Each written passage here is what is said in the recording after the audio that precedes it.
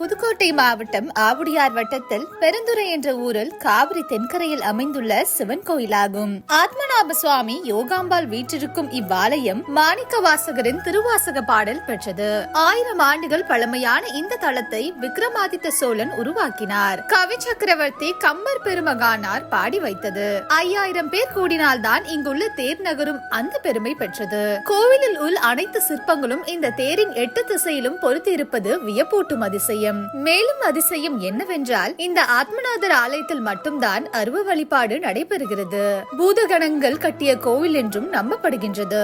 குருந்த மரத்தை தலவிருட்சமாகவும் அக்னி தீர்த்தமாகவும் 6 கால பூஜையும் ஆயிரக்கணக்கான வருடங்களாக இங்குள்ள அமுது படைக்கும் அடுப்பின் நெருப்பு அணைந்ததே இல்லை. இன்றைய நவநாகரிக நகைகளின் வடிவங்கள் 1000 ஆண்டு முன்பே வழங்கப்பட்டுள்ளதை இங்குள்ள சிலைகளில் காணலாம். எமது பதிவில் காண்பது சிறிதளவே. இங்குள்ள அதிசயம் ஏராளம்.